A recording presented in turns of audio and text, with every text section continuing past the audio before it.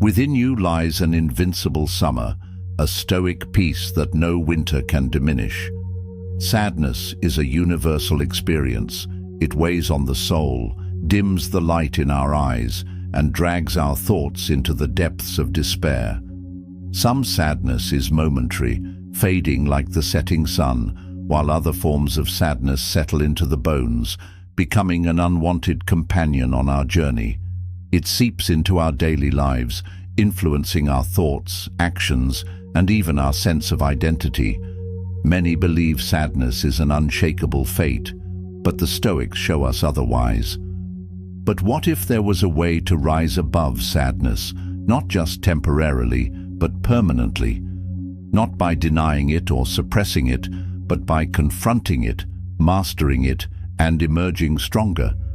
What if sadness could be transformed into a guiding force that sharpens our wisdom instead of dulling our spirit? The Stoics, those ancient philosophers of resilience and wisdom, held the keys to overcoming sorrow. Their insights were not poetic musings, but sharp, practical tools designed to cut through suffering and bring the mind to a place of peace and strength.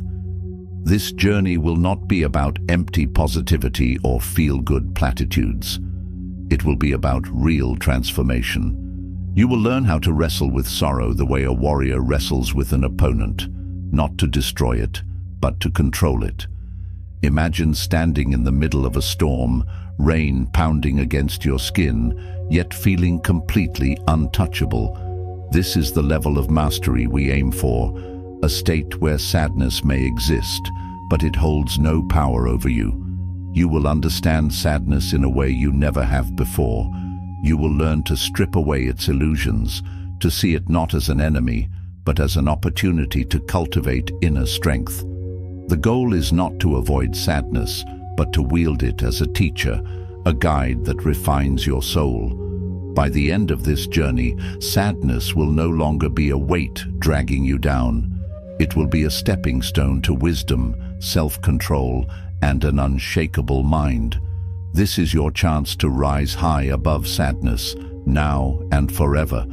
The journey starts now. Chapter 1. Understanding the nature of sadness. To rise above sadness, we must first understand what it truly is.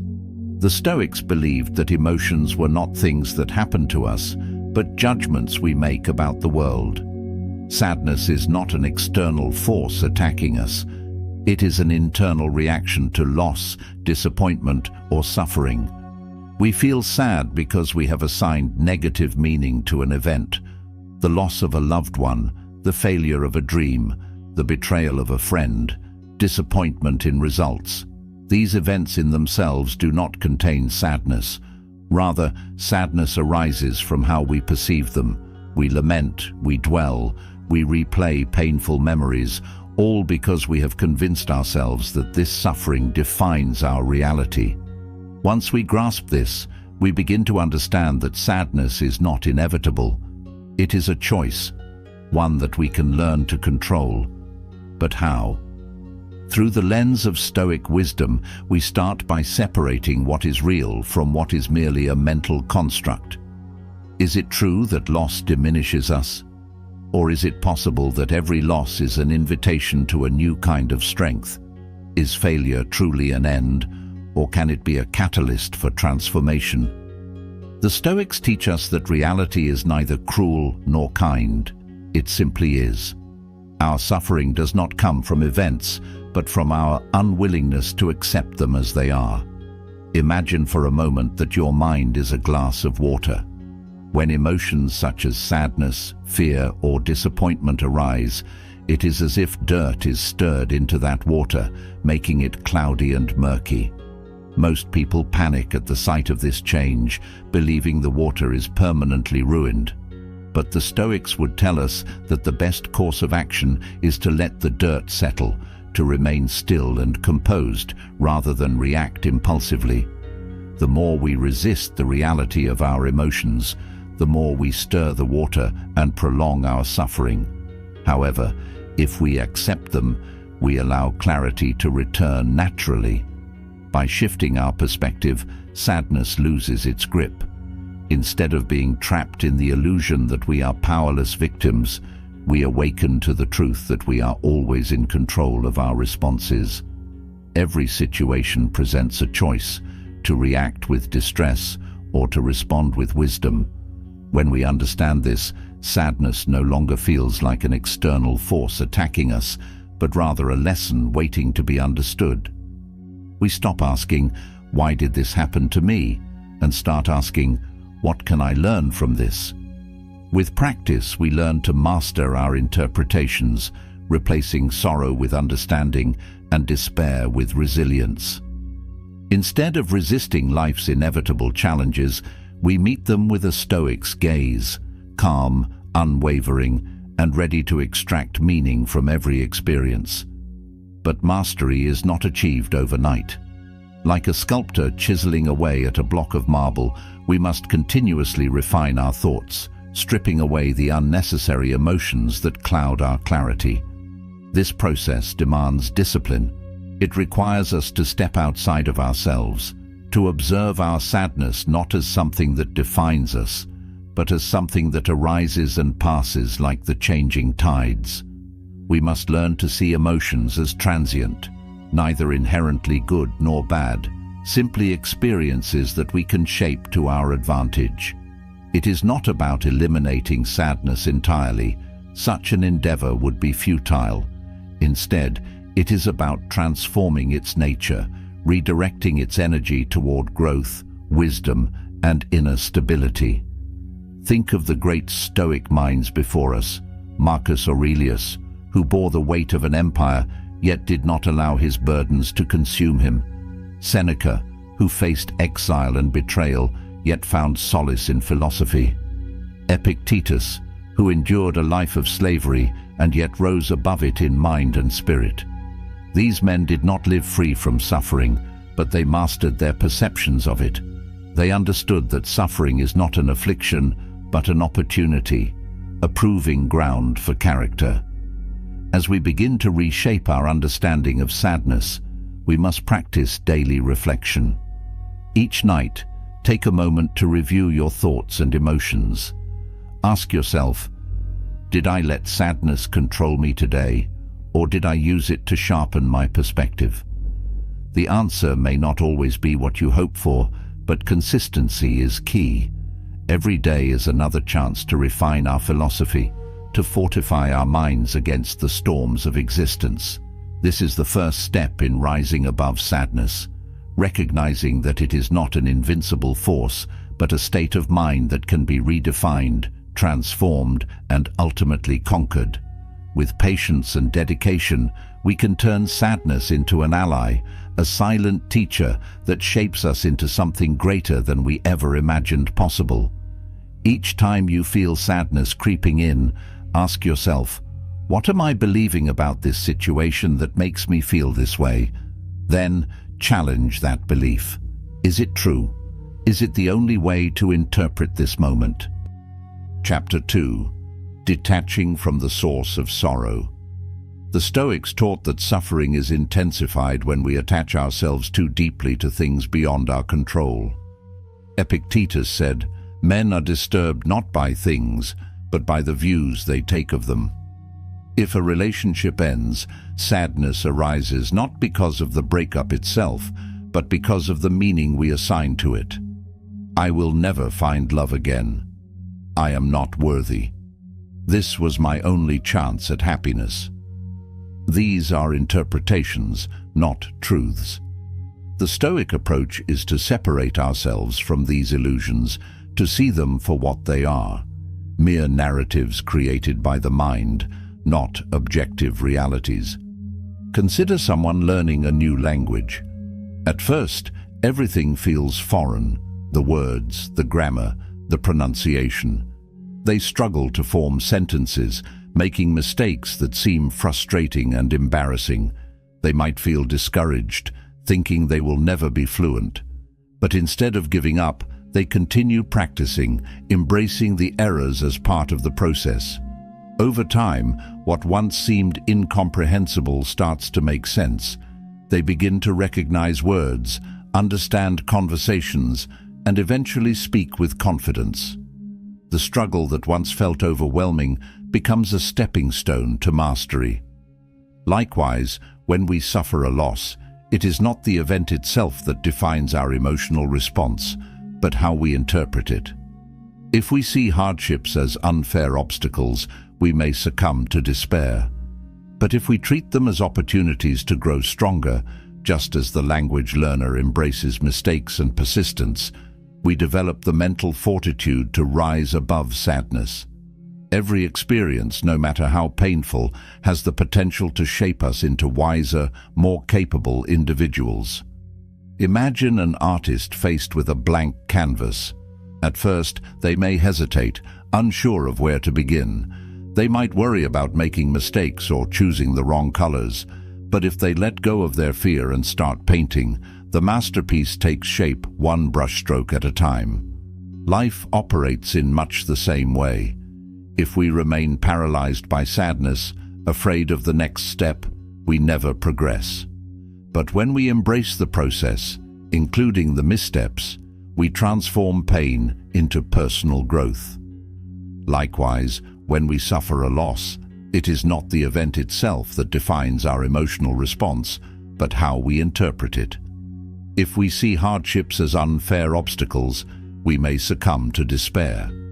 But if we treat them as opportunities to grow stronger, just as the student embraces the challenge of learning, we develop the mental fortitude to rise above sadness.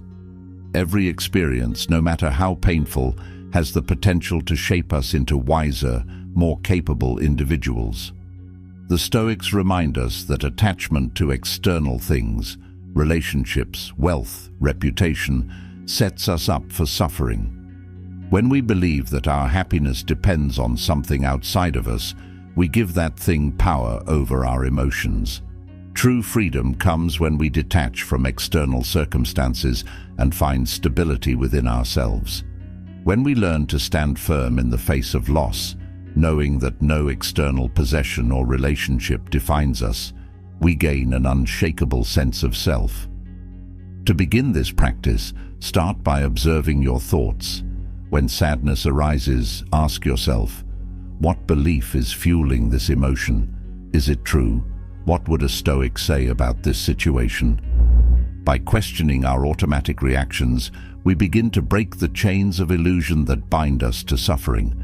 The more we practice this, the stronger our mental resilience becomes, allowing us to maintain control over our emotional responses rather than being controlled by them. Letting go of attachments does not mean we stop caring. It means we recognize that our well-being is not dependent on things we cannot control. Instead, we focus on what is within our power, our thoughts, our actions, and our responses to life's unpredictability. This is the foundation of inner peace and emotional resilience. When we adopt this mindset, we do not eliminate sadness from our lives, but we prevent it from ruling us. Instead of seeing pain as an enemy, we welcome it as a teacher, a force that shapes us into the strongest version of ourselves. List the things in your life that currently bring you sadness. Next to each one, write whether it is within your control or outside of it. Train yourself to detach from the things you cannot control and focus only on your own thoughts and actions. Chapter 3. Transforming Sorrow into Strength. Seneca, one of the greatest Stoics, saw adversity as a tool for growth. He wrote, "Difficulties strengthen the mind, as labor does the body." What if sadness was not a curse, but a lesson? Instead of resisting it, the Stoics would say to embrace it fully, but not in a way that lets it consume you. Rather, use it as fuel for wisdom and self-mastery. Every challenge we face, including sorrow, presents an opportunity to grow. To the Stoics, hardship is like a whetstone against which we sharpen our character. When we resist difficulties, we become brittle, but when we embrace them as teachers, we become unbreakable. The way we respond to sadness determines whether it weakens or strengthens us. Imagine someone learning to play an instrument. At first, every note feels awkward. Every attempt at playing a song is filled with mistakes, and frustration can easily take over. They might think they lack natural talent or that they'll never improve. But if they push through the struggle, practicing with patience and persistence, their skills refine over time. The very obstacles that once seemed overwhelming become the stepping stones to mastery. Similarly, sadness is not a punishment. It is a challenge that, if handled correctly, makes us stronger. This is why the Stoics remind us that adversity is not something to be avoided, but welcomed. Seneca also said, "A gem cannot be polished without friction, nor a man perfected without trials."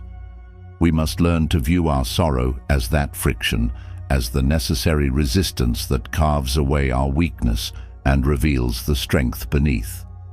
Just as a sculptor sees a masterpiece hidden within a rough block of stone, our suffering holds the potential to refine and shape us into the strongest versions of ourselves. So when sadness comes, do not ask, "Why must I suffer?" but rather, "What strength is this teaching me?" The moment we change our perspective, sadness loses its grip, and we take our first steps toward mastering it. Instead of dreading emotional pain, we can begin to see it as a guide, pushing us toward personal evolution. Sadness, when examined closely, often highlights the areas of life where we still have room to grow, helping us identify weaknesses in our thinking, our attachments, and our expectations. By training ourselves to see sadness as an opportunity, we remove its power to hold us down. We replace helplessness with purpose, shifting from passive suffering to active self-improvement. This requires a shift in mindset, one that does not see adversity as something to be feared, but as a necessary part of personal evolution. When sadness arrives, we should not retreat into despair, but recognize it as a signal, a call to action, pushing us towards self-awareness and strength. The result? A mind that can withstand the storm of emotions without being carried away by them, emerging not only unscathed, but fortified for future challenges. A person who no longer sees sadness as a burden, but as a teacher shaping their inner resilience. Instead of being paralyzed by sorrow, they move forward with wisdom, using every painful experience to refine their character. This transformation does not happen instantly. It requires practice, reflection, and discipline.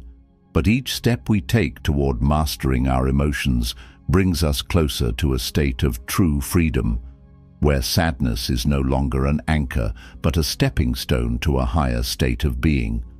The stronger we become, the less control sadness has over us. And when we finally understand this, we realize that rising above sadness is not just possible. It is inevitable for those who are willing to do the work. When you feel sadness, ask yourself, what can I learn from this pain? How can this suffering make me stronger, wiser, or more disciplined? Then, write your answers down. Over time, you will see patterns emerge, lessons hidden within your sorrow, waiting to be discovered. Chapter 4. Training your mind for emotional stability. Just as an athlete trains their body, a Stoic trains their mind. If you want to rise above sadness permanently, you must cultivate a fortress of resilience within your thoughts. This requires daily discipline, intentional self-awareness, and an unwavering commitment to mastering your emotions. Just as a body weakens when neglected, the mind too can deteriorate if we allow negative emotions to run unchecked. Marcus Aurelius wrote, "Reject your sense of injury, and the injury itself disappears." If you reject the belief that sadness controls you, it loses its power. This means refusing to indulge in self-pity, refusing to let external circumstances dictate your emotional state and refusing to let past wounds define your future. Instead, you shift your focus to what you can control: your thoughts, your perceptions, and your actions. A Stoic does not wait for sadness to subside on its own. Instead, they actively engage with their emotions, dissecting their origins and questioning their validity. Is this sadness justified, or is it merely a habit of thought, conditioned over time? The Stoic approach is not to suppress emotions, but to understand them fully, observing them from a place of logic rather than letting them take control. A skilled philosopher treats sadness as a visitor, not a master, examining its intentions and learning from its presence rather than succumbing to it. Training the mind means preparing for life's inevitable challenges before they arise. Just as an athlete strengthens their muscles before competition, a Stoic fortifies their mind before adversity strikes. This is done through deliberate reflection, daily affirmations of strength, and an ongoing commitment to perceiving life through the lens of wisdom rather than impulse. A soldier does not wait for battle to train. They sharpen their skills long before the war begins. In the same way, a Stoic strengthens their mental fortitude not when difficulties arise, but well before, ensuring that when hardship knocks, they meet it with an unshakable mindset. Mental discipline is built through small, daily victories. Instead of waiting for extreme sadness to force you into action, cultivate resilience in everyday moments. This means recognizing that even minor struggles, traffic delays, an unexpected bill, a disagreement with a colleague, are opportunities to test your emotional strength. Rather than seeing these as nuisances, view them as small trials, training you for the larger obstacles life may throw your way. When minor inconveniences occur, pause before reacting. Breathe. Observe how your mind instinctively wants to respond. Does frustration rise? Does irritation take hold? Instead of reacting impulsively, use these moments as a mental exercise in patience and self-control. Over time, these small victories accumulate, strengthening your ability to remain composed in the face of greater challenges.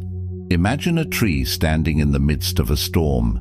If it has deep roots, it bends with the wind but does not break. If it is weak and shallow, the first strong gust can uproot it completely. Your resilience functions in the same way. If you consistently practice control over the small, everyday disturbances, then when true adversity strikes, a loss, a heartbreak, a major failure, you will not be easily shaken. Instead, you will bend, adjust, and remain standing. Stoicism teaches that the true test of emotional stability is not how we feel in moments of comfort, but how we respond under pressure. The more we train ourselves to face setbacks with grace, the more sadness loses its hold over us. Each difficulty faced with wisdom is another brick in the fortress of our resilience. By consistently challenging yourself to master small frustrations, you build the strength to confront life's greatest trials with the unshakable mindset of a true Stoic. Each morning, prepare yourself for potential hardships. Remind yourself that nothing external can shake you unless you allow it to. Visualize yourself encountering difficulties with composure, handling setbacks with grace, and responding to challenges with wisdom. Throughout the day, when you experience frustration or sadness, pause and observe your reaction. Ask yourself, am I in control, or am I letting circumstances dictate my emotions? The more you practice, the stronger your mind becomes. Build a mindset that is unshakable in the face of emotional turmoil, and over time, sadness will lose its grip on you. Chapter 5. The Power of Present Focus. Many forms of sadness come from either dwelling on the past or fearing the future. The Stoics taught the importance of focusing only on the present moment, reminding us that neither the past nor the future exists in reality. They are only thoughts in our minds. The past is an echo, something that cannot be changed, while the future is merely a possibility, shaped by our actions in the present. When we dwell on past mistakes, we replay suffering that no longer exists. When we anxiously anticipate the future, we burden ourselves with troubles that have not yet come to pass. In both cases, we create suffering that exists only in our minds. Epictetus advised, "Do not seek to have events happen as you want them to, but instead want them to happen as they do, and your life will go well." This means surrendering our resistance to what is beyond our control and instead embracing what is unfolding before us. By anchoring ourselves in the now, we strip sadness of its power. When we spend too much time replaying past regrets or worrying about uncertainties, we invite unnecessary suffering. But if we redirect our focus to what is within our immediate reach, our actions, our breath, our current reality, we regain control over our emotions. Imagine a person walking through a beautiful garden, but constantly looking behind them, regretting the steps they have already taken. They lament the flowers they missed or the paths they should have chosen. At the same time, they worry about what lies ahead, stressing over which way to turn and what they might encounter. Meanwhile, they fail to notice the beauty surrounding them in the present moment. This is how many of us live, trapped between regret and anxiety, missing the richness of life as it unfolds. Think about a river. If you fight against the current, struggling to go in a direction it does not allow, you will exhaust yourself and likely drown. But if you move with the river, allowing it to guide you while adjusting your strokes to maintain control, you stay afloat and make progress. Life functions in the same way. When we fight against reality, wishing things were different, longing for the past, fearing the unknown, we create our own suffering. But when we embrace what is, adapting to each moment with clarity and intention, we free ourselves from unnecessary sorrow.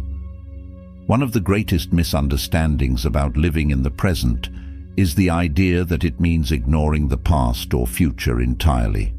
This is not what the Stoics taught. They recognized the value of learning from the past and preparing for the future, but they warned against allowing either to dominate our emotional state.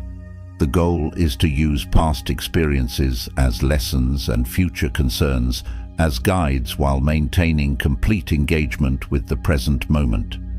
A Stoic acknowledges what has been and what may come, but lives fully in what is happening now. Practice presence by using mindfulness techniques. Whenever you feel overwhelmed by sadness, take a moment to notice your breath, your surroundings, and the sensations in your body. Ask yourself, am I mentally living in the past or the future right now? How can I fully engage with this present moment? Ground yourself in the now and observe how peace replaces distress when you choose to exist fully in the present. Additionally, set a reminder throughout your day to pause and check in with yourself. Ask, what am I focusing on right now? Is it something I can control? With time and practice, you will strengthen your ability to return to the present, where true peace resides. Chapter 6. The Impermanence of Emotions. One of the greatest misconceptions about emotions is that they are fixed states. People believe that if they feel sadness today, they will always feel sad. The same goes for happiness or immense joy and elation. No emotions last forever, whether they are good or bad emotions. The Stoics teach us that emotions are impermanent. Just as no storm lasts forever, no feeling, no matter how intense, can remain unchanged.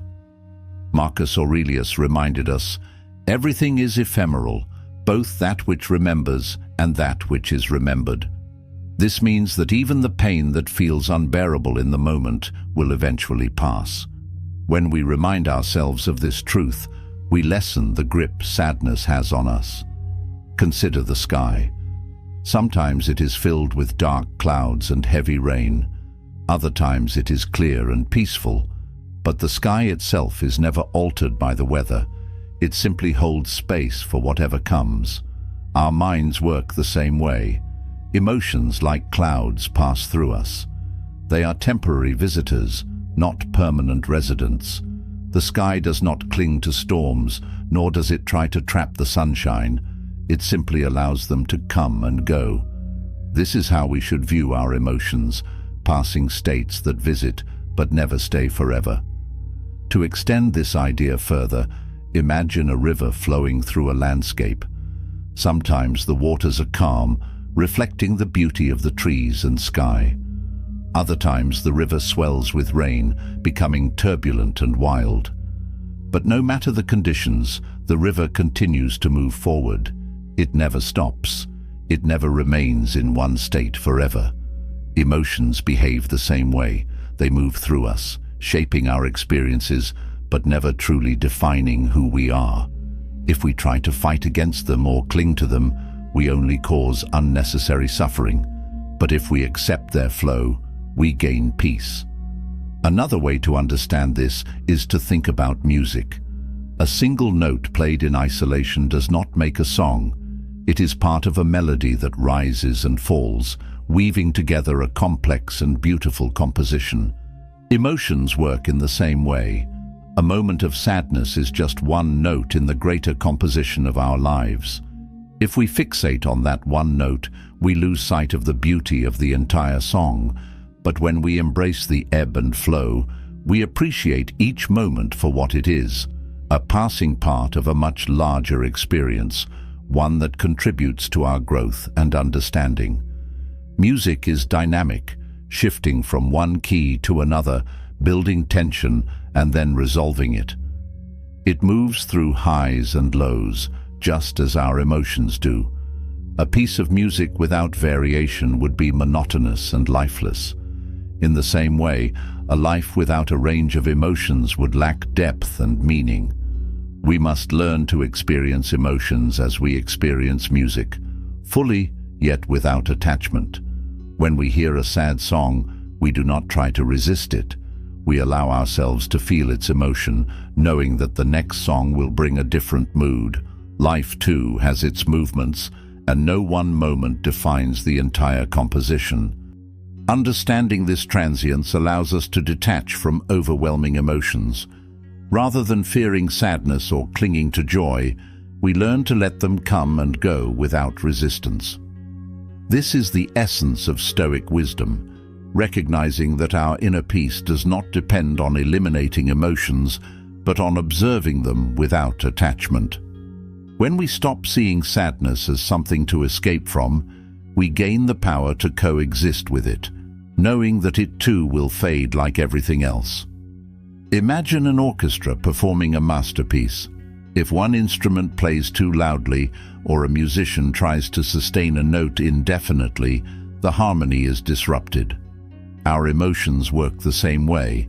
When we cling to a single feeling, whether joy or sorrow, we create imbalance. The key is to allow each emotion to have its time, to play its part, and then let it go as the next movement begins. A person who understands the impermanence of emotions does not become consumed by despair when sadness arrives, nor do they desperately try to hold on to happiness when it begins to fade. They simply accept each emotion as part of the ebb and flow of life, knowing that nothing remains unchanged. They do not resist, nor do they cling. They simply live in harmony with whatever comes, unshaken by the temporary storms of the mind. By adopting this perspective, we gain the ability to navigate life's symphony with grace, allowing every note, whether joyful or sorrowful, to contribute to the masterpiece that is our existence. When sadness arises, visualize it as a passing cloud or a river's current moving past you. Observe it without judgment, without panic, and without the urge to cling or resist. Imagine it as a note in a song, just one part of a greater whole. Remind yourself that this feeling will not last forever. This practice of emotional detachment will help you regain control over your mind and prevent sadness from consuming you. Over time, you will begin to see emotions as transient rather than overwhelming forces controlling your life. As you practice this daily, you will cultivate a mindset that welcomes change instead of fearing it, leading to greater inner peace and resilience. Chapter 7. Taking action to reclaim your power.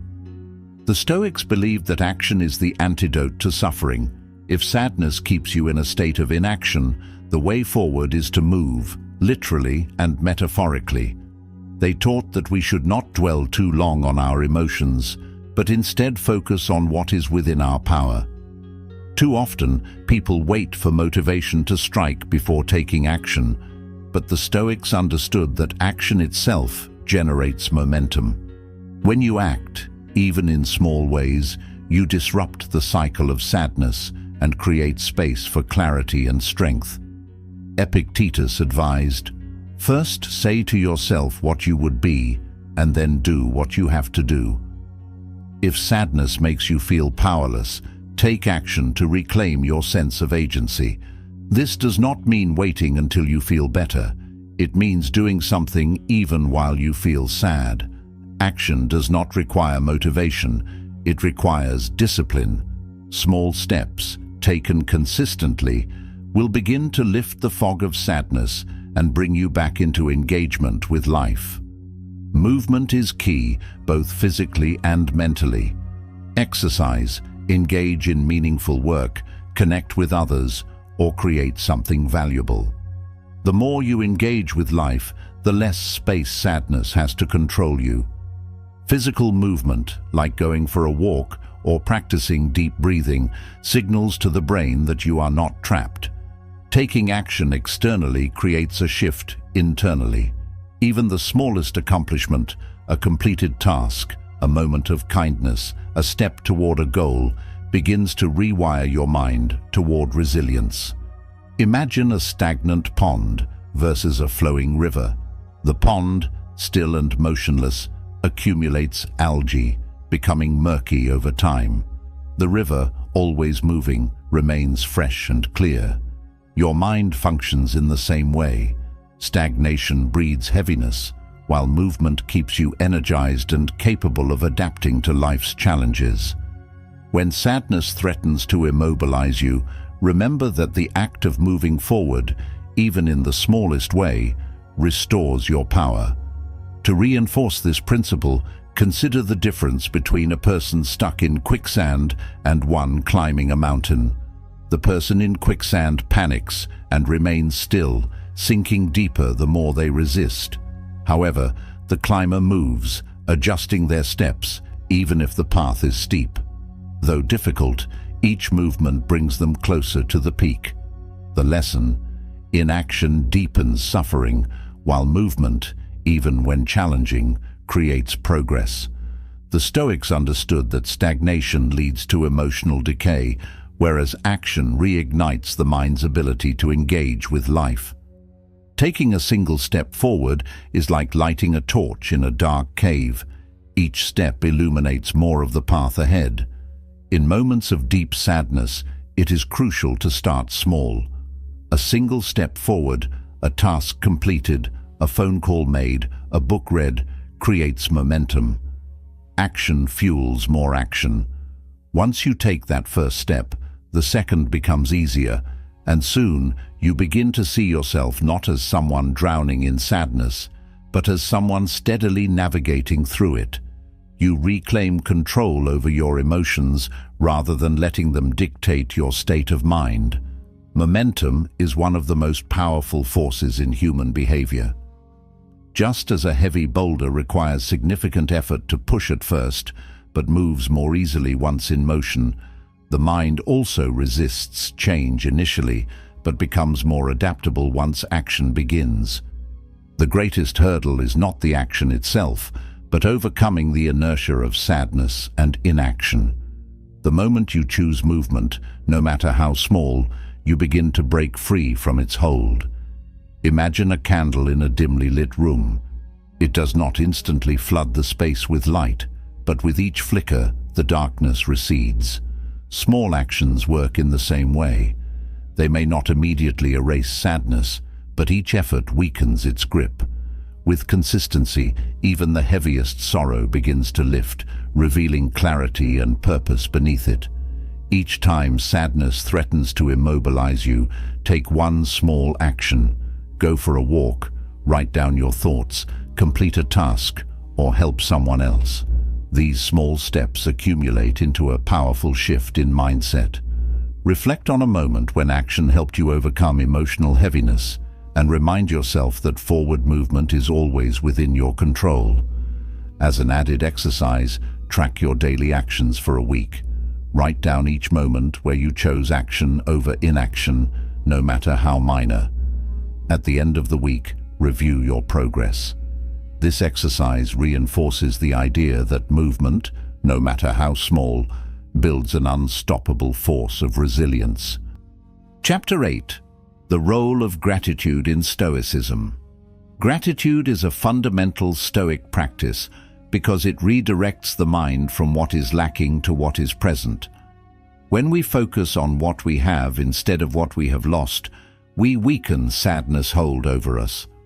The Stoics understood that much of our suffering comes from unfulfilled desires, constantly reaching for things we do not yet have, rather than appreciating the abundance already within our grasp.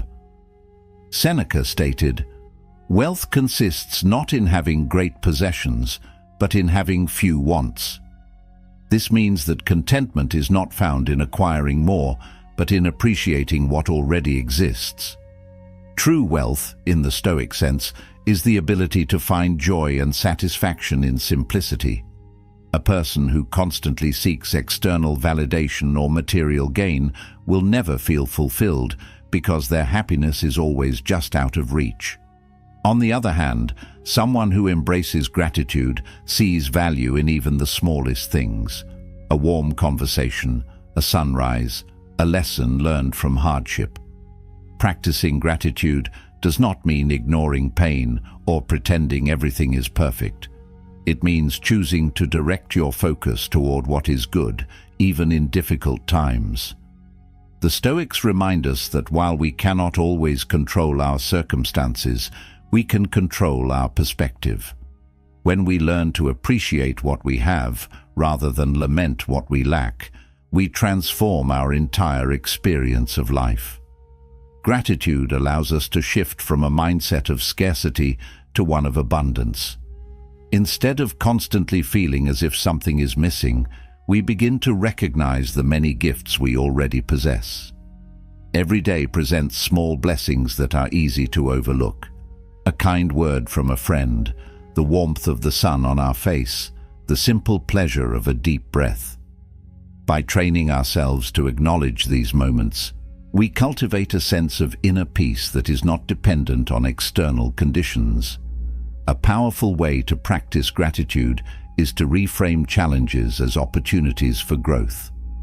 When facing hardship, instead of asking, "Why is this happening to me?" a Stoic asks, "What can I learn from this?" This subtle shift in thinking removes us from a victim mentality and places us in a position of strength. Every difficulty becomes a lesson, every setback a chance to build resilience. Another effective practice is expressing gratitude outwardly. When we take time to acknowledge others, whether by thanking a friend, writing a note of appreciation, or simply offering a kind word, we deepen our connections and remind ourselves of the positive aspects of life.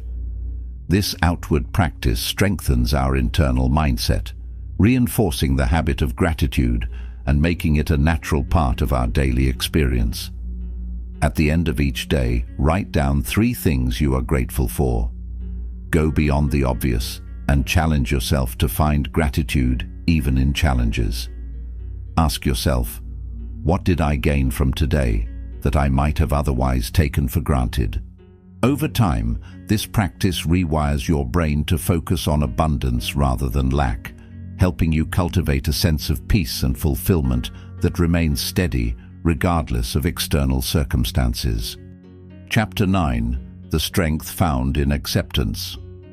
One of the most powerful Stoic lessons is amor fati, the love of fate.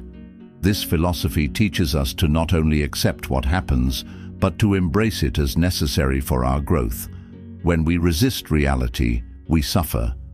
But when we accept it fully, we gain strength, clarity, and the ability to shape our perspective rather than be controlled by external circumstances. Marcus Aurelius wrote, "Accept the things to which fate binds you, and love the people with whom fate brings you together, but do so with all your heart." True resilience is not just tolerating what happens, but welcoming it as part of our personal journey. To love one's fate does not mean passively resigning to life's hardships. Rather, it means actively seeking value in every experience, good or bad.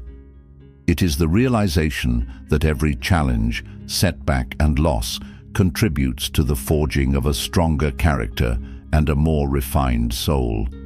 Imagine a blacksmith forging a sword. The metal must be subjected to intense heat, beaten and shaped repeatedly before it becomes a weapon of great strength. If the metal had consciousness, it might perceive the process as suffering. But the blacksmith sees the bigger picture, the potential within the raw material. In the same way, amor fati urges us to recognize that life's trials shape us into something greater than we were before. To extend this metaphor, consider how pressure forms diamonds from coal. Without immense heat and pressure over time, coal remains ordinary, fragile, and unremarkable. But through the right process, it transforms into something brilliant and unbreakable. Likewise, when we embrace life's difficulties instead of resisting them, we undergo a similar transformation. We become tougher, more resilient, and more capable of withstanding future trials. Hardships are not merely things to endure. They are the very forces that carve out the depth of our character. This perspective allows us to move beyond frustration and resistance. Instead of wishing things were different, we find ways to use them to our advantage. A rejection, a failure, an unexpected hardship. Each of these can become a catalyst for wisdom, patience, and fortitude. When we truly love our fate, we turn obstacles into stepping stones, allowing each experience to refine and strengthen us. The Stoics believed that nothing in life is inherently good or bad. Only our perception makes it so. A loss can be seen as devastation, or it can be seen as a new beginning. A failure can be perceived as humiliation, or it can be viewed as an opportunity for growth. When we embrace amor fati, we stop labeling events as curses or blessings and begin to accept them as necessary parts of our unique journey. To love one's fate is not just about surviving hardship, it is about thriving because of it. When we shift our mindset from resistance to acceptance, we unlock a deep sense of freedom. No longer burdened by the illusion of control, we learn to flow with life rather than fight against it. We begin to see that every difficulty, every loss, every painful experience is not a roadblock, but a stepping stone to something greater. With this acceptance comes an inner peace that no external circumstance can shake. When we embrace amor fati, we no longer see ourselves as victims of fate, but as active participants in our own growth. We develop an unshakable mindset, one that allows us to take whatever life throws our way and turn it into something valuable. This shift is not just philosophical, it is transformational. It means that even in our lowest moments, we can find strength, knowing that nothing is wasted. Every challenge refines us, every setback teaches us, and every hardship builds a deeper well of resilience within us. To fully embody this mindset, we must practice it daily. We must remind ourselves that life is not meant to be easy, but it is meant to shape us into our strongest selves. Each hardship is like a sculptor's chisel, carving away weakness, revealing the refined form beneath. We must embrace every moment, the joyous and the painful, as essential elements in our own refinement. When difficulties arise, we can choose to resist and suffer, or we can choose to accept and grow. Resistance is the path of stagnation. It traps us in cycles of frustration, making us feel like victims of fate. Acceptance, on the other hand, is the path of liberation. It allows us to take control of how we respond to challenges, transforming suffering into wisdom and setbacks into stepping stones. And when we truly master this, we become unstoppable, not because life no longer presents challenges, but because we have developed the wisdom to turn those challenges into fuel for our greatness. The fire that once threatened to consume us instead becomes the force that forges us into something unbreakable. This is the power of embracing life as it comes, knowing that every experience, no matter how painful, is shaping us into something stronger, wiser, and ultimately freer. Each time you encounter hardship, say to yourself, "This too is part of my path." Remind yourself that every trial is not an obstacle, but an opportunity in disguise. Consider the way nature embraces adversity. The tree that grows stronger against the wind, the river that carves its way through mountains over time. Hardship is not a roadblock, it is the chisel that shapes you. Take a moment to reflect on how even the most difficult experiences have contributed to your personal growth. Think about times when you have endured loss, failure, or struggle. How did those moments refine you? What strength did they reveal within you that you might not have discovered otherwise? Journal about a past challenge that ultimately led to positive change in your life. Write not just about the hardship itself, but about the lessons, the resilience, and the unexpected gifts that came from it. To deepen this exercise, consider how your current struggles might one day serve a greater purpose. Imagine yourself in the future, looking back on today's difficulties with the wisdom of experience. How might this moment of pain be a stepping stone to something greater? By shifting your perspective, you will begin to see life's hardships not as curses, but as necessary parts of your transformation, forging you into someone wiser, stronger, and more unshakable than before. Chapter 10. The final step, becoming unshakable. The ultimate goal of Stoicism is not to eliminate emotions, but to master them. A true Stoic is not emotionless. They simply do not let emotions dictate their lives. By understanding sadness, detaching from unnecessary suffering, and taking action to reclaim inner strength, you build an unshakable mind. You develop the ability to acknowledge emotions without being consumed by them, to feel deeply while remaining in control, and to face adversity with a sense of unwavering steadiness. Marcus Aurelius declared, "You have power over your mind, not outside events. Realize this, and you will find strength." This is the foundation of true resilience, the ability to recognize that while we cannot control what happens to us, we can always control how we respond. This realization is liberating. It means that no matter how chaotic the external world becomes, the inner world remains within our command. When we understand this, we cease to be at the mercy of circumstances. Instead, we become architects of our own mental state, crafting an inner fortress that no storm can destroy. Imagine being stuck in heavy traffic on your way to work or an important meeting. Cars honk, drivers yell, and frustration builds all around you. But in the midst of the chaos, you take a deep breath. You realize that no amount of anger or impatience will change the situation. Instead of letting the traffic dictate your emotions, you remain calm, focused, and in control. This is the mindset of a Stoic, not allowing external turbulence to disrupt your inner peace. This is the mental discipline of a true Stoic, the ability to remain steady while everything around you shifts. This level of control is not granted at birth. It is built through practice, repetition, and an unrelenting commitment to self-mastery. When you develop this skill, you carry with you a sense of certainty, knowing that no hardship can overpower the strength you have cultivated within yourself. When you internalize this, nothing can break you.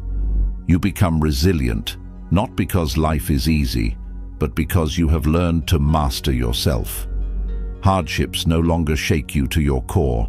Instead, they become opportunities for growth. You no longer fear sadness, but welcome it as a teacher. You do not crumble under pressure, but adapt and rise above it. Every challenge sharpens your mind, strengthens your will, and refines your character, ensuring that with each battle, you emerge stronger than before. Resilience is not about avoiding struggle, but about meeting it with an unbreakable will. Think about a boxer in a fight, not one who wins easily, but one who takes every punch, stumbles, and still gets back up. The true test is not whether they fall, but whether they rise again. Life's hardships are the punches, and your response determines whether you stay down or stand taller with every round. This is the mindset of a Stoic: to face adversity head-on, absorb its lessons, and emerge stronger than before. True mastery of the mind is not about being unfeeling. It is about being unshakable in the face of life's inevitable storms. It is not about eliminating struggle, but learning to thrive within it. It is not about denying sadness, but transforming it into a source of strength. When you master yourself, you become like a fire that is not extinguished by the wind, but fueled by it. Each hardship, rather than weakening you, feeds your inner fire, making it burn even brighter. Every challenge becomes another log thrown into the flames, strengthening and refining you. This is the final step in becoming truly free, understanding that while external forces may shift and change, your inner foundation remains solid, unwavering, and unbreakable. No longer do you live at the mercy of circumstances, but rather you become the master of your fate. You are not just surviving, you are thriving, fortified by every challenge and prepared for anything that life may bring. You develop a mindset that views difficulty not as something to fear, but as something to embrace, a necessary part of your evolution. Hardships are an inevitable part of life, but they do not define us. They refine us. Each challenge we face is not an interruption to our journey, but an essential part of it. Pain, difficulty, and setbacks are not indicators of failure, but necessary experiences that help us grow. Just as pressure turns coal into diamonds and heat strengthens metal, adversity shapes us into stronger, wiser individuals. The most profound personal growth does not come from comfort, but from trials that test our endurance and force us to rise beyond our perceived limitations. Struggle is not a sign of weakness, but proof of transformation in progress. Rather than seeing difficulties as barriers, we must recognize them as opportunities for transformation. Hardships are not roadblocks, they are stepping stones leading us to greater resilience. Every time we resist hardship, we prolong our suffering. However, when we accept and work through our struggles, we cultivate endurance. Growth does not emerge from ease, but from the willingness to persist through discomfort. Every challenge sharpens our mental and emotional strength, allowing us to rise above sadness rather than be consumed by it. Embracing this perspective allows us to take full control of our own narrative. Instead of viewing ourselves as victims of circumstance, we become active participants in shaping our lives. External events may be unpredictable, but our response remains firmly within our control. The trials of today will become the strengths of tomorrow, molding us into individuals capable of withstanding anything that life may bring. No setback is final, and no hardship is without purpose. Resilience is not about avoiding hardship, but about understanding that no hardship has the power to break us unless we allow it. The moment we shift our mindset, we no longer dread the future, fearing what difficulties may come. Instead, we stand ready, knowing that no matter what arises, we possess the strength, the discipline, and the wisdom to endure and emerge even stronger. The core of Stoicism is not about erasing struggle, it is about mastering ourselves in the face of it. The ultimate lesson in resilience is this: true freedom does not come from a life without challenges, but from the ability to move through them unshaken. This shift in perspective is what grants us peace. When we recognize that struggle is the forge that tempers our strength, we begin to welcome it rather than fear it. The difficulties we once viewed as burdens become tools of refinement, ensuring that we rise above sadness with wisdom, discipline, and unwavering inner strength. Adversity, rather than being something to escape, becomes the very foundation upon which we build our greatest personal growth. The more we endure, the more we develop patience, fortitude, and a deep understanding of ourselves. Hardship is no longer an obstacle. It becomes the weight that strengthens us, the chisel that carves away weakness, the fire that forges our unshakable core. When we embrace this perspective, we no longer see struggle as an unfair burden, but as an essential part of life's design, meant to elevate us to a higher state of resilience and wisdom. With this mindset, even sadness transforms into a teacher. Instead of resisting it, we analyze it, seek the lessons within it, and use it as fuel for our growth. We begin to see that sadness is not a signal of our downfall, but a calling to rebuild ourselves stronger than before. When we stop allowing emotions to dictate our actions and instead use them as signals to guide our growth, we break free from the chains of suffering and step into a state of true emotional mastery. In this way, true resilience is not merely the ability to withstand hardship, but the ability to transform it into an advantage. The mind, once disciplined in this way, no longer seeks to avoid discomfort. It learns to embrace it as an opportunity for expansion. By fully embodying this wisdom, we achieve a kind of freedom that no external circumstance can shake. The path of the Stoic is not about eradicating sadness, but about transcending it, becoming so strong in mind and spirit that it can never again hold power over us. Reflect on your journey with intention. Write down the key insights you have learned about yourself, sadness, and the way you respond to challenges. Consider how sadness has shaped your perception, how you have navigated through difficult emotions, and what lessons have emerged from these experiences.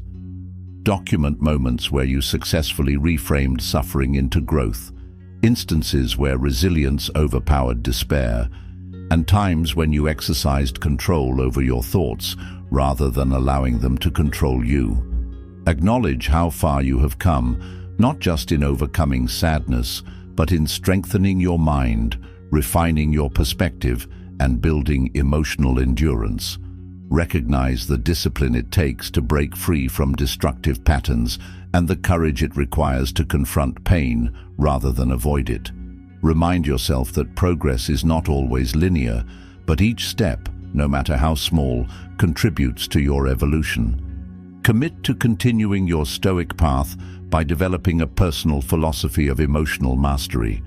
Establish habits that reinforce resilience, such as daily reflection, mindful detachment, and intentional action in the face of adversity.